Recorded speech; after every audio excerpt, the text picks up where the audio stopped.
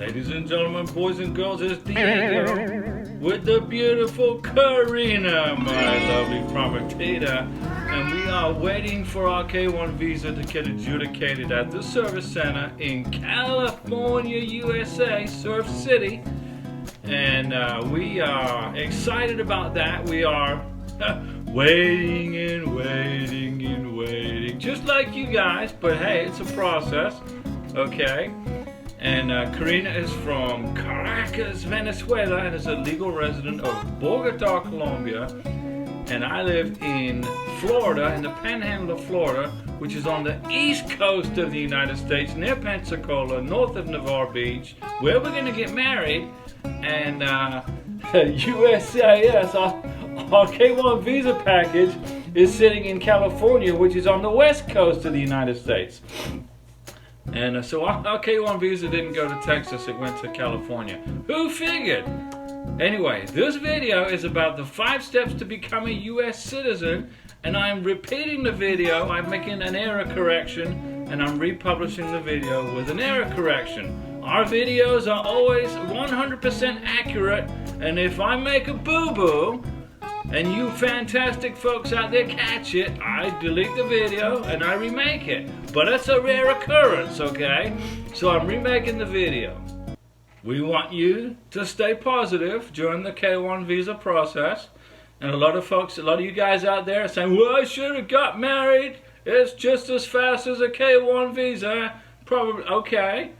Okay, you gotta not think that way, okay? If you are 50% plus into your K1 visa process, stick with your K1 visa process. Hang in there, guys. It's a difficult process, but you got this. Okay, now, I want you guys to think further down the road. Don't think about today. Don't think about, oh, I gotta get this done. No. Mr. Beneficiary, Miss Beneficiary, you need to start focusing on becoming an American citizen, so you can eliminate all this immigration nightmare in the future. Okay, now, to be eligible for U.S. citizenship, come on along, I'll explain it to you. Now, to qualify for U.S. citizenship, ladies and gentlemen, boys and girls, in general, you need to be at least 18 years of age. You must have been a permanent resident, legal resident, not an illegal, legal resident of the United States for at least 5 years, or 3 years if you are married to a U.S. citizen, which you are. If you've gone through the K1 process, K1 visa process, you will become eligible 3 years after the issue date on your green card. Now, I made an error in my last video. I said when you arrive in the USA. That's not correct. Now, I remember back in the day, you get your green card in a couple of days. So that's why I made that statement. Now you got to wait for your green card after you wait for your K1 visa. So your eligibility starts from the issue date of your green card. 3 years if you're married to a U.S. citizen, and 5 years if you came here through other means, okay? As a U.S. citizen, what are my responsibilities? I'm an American citizen. My responsibilities will become your responsibilities. You must uphold, to support, and defend the Constitution of the United States, okay? You must stay informed of the issues affecting your community, your locals or state, okay? Participate in the electoral process. As an American citizen, you can vote. Get educated on the political parties. Pick your party or whatever party you want to join, and then participate in the process, okay? We are a constitutional republic, not a democracy. There's a big difference between the two. Read James Madison Federalist Paper number 10, okay? You must respect and obey the federal, state, and local laws of our country, and you must respect the rights and beliefs and opinions of others.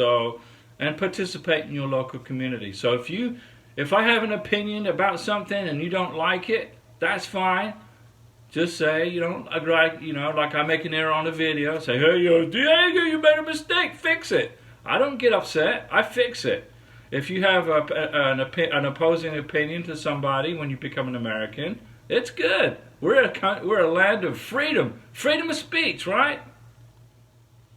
So once you have determined that you are eligible for your U.S. citizenship, you're going to fill out USCIS form N400, and you can fill that out online if you want to. There's in a K-1 visa, you cannot fill out a K-1 visa online, but for U.S. citizenship, you can.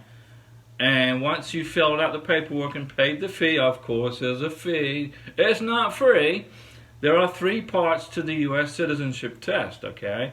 There's a reading, writing, and speaking English. Now, when you take the test, there are 100 questions, and the immigration officer will have 100 questions in his or her hand, and he or she will ask you, he will pick up to 10 questions from the 100. So make sure you know the answer to all 100 questions. And you can put this app on your phone. It's a civics test practice app. Study that. Okay? So the immigration officer will ask you up to 10 questions, and you can get up to 6. You can get 4 wrong. So you have a 60% passing score. You got to get 6 out of 10 questions right. Now I know, ladies and gentlemen, boys and girls, when you take your U.S. citizenship test, you're going to ace the test. You're going to get 100 out of 100, which means 10 out of 10. I know, I got confidence in you guys. I know you can do it. Okay? But if you make a boo-boo and if you make a mistake, you don't pass the test, you can retake the test, but you retake the parts that you didn't do so well in. So if you messed up here, let's suppose you messed up a part on the speaking part, then that's all they're going to retest you on. It's the speaking part or the reading part. They're not going to make you redo the whole thing all over, which is good news. After you pass your naturalization test, ladies and gentlemen, boys and girls, you're going to wait for a ceremony date that will send you a letter. Immigration will send you a letter to attend your naturalization ceremony, usually in the courthouse in the city where you live, sometimes another location. But it's a great event, okay? When you go to your naturalization ceremony, bring your green card with you. Don't lose your green card. Bring it with you, because you're going to turn your 10-year green card into the immigration officer, and he will exchange it for a letter saying you're going to get your naturalization certificate, okay? And then once you get your naturalization certificate, go ahead and apply for your U.S. passport. Okay? Get a U.S. passport. Now you can travel freely around the world without parole documents or worried if immigration is going to block you from entering the United States. No more. Those days will be over. So you're going to establish an eligibility that you can apply for U.S. citizenship. You're going to maintain a physical, legal presence in the United States. You're not going to leave the USA for 6 months and go back to whatever other country it is you were at. Okay, because you're becoming an American. You're going to fill in your form N400. You can do it online, pay the fee. You're going to go to a biometric screening where the U.S. government's going to take your fingerprints, etc. You're going to go to the interview naturalization test, and then you're going to go to the oath ceremony, and then you're going to wait for your naturalization certificate, and then you're going to apply for your passport, and then I bet you're going to visit your home country and go visit with your family. I know that's what I would do if it was me. As an American citizen, you can vote. You can even sponsor.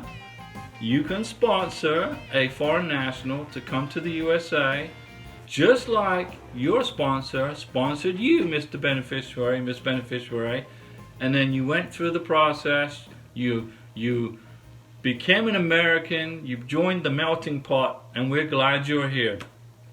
Thanks for watching, ladies and gentlemen. Give me all your questions. I will answer all your questions on this subject or any subject. Thanks for watching. Keep me in check if you see any errors, which are probably going to be rare, but if you do, let me know and I will fix it. I don't mind making a video over again, because what's important is 100% accurate information for you guys. See you soon with your K-1 visa in your hand, your K-2 visa in your hand, boys and girls, ladies and gentlemen. Thanks for watching. Don't stress this process, okay? Relax, go with the flow, and one day soon it will be your turn in line up to queue at the embassy to get your K-1 visa adjudicated in your passport on a plane to the USA. Thanks for watching. I'll be back.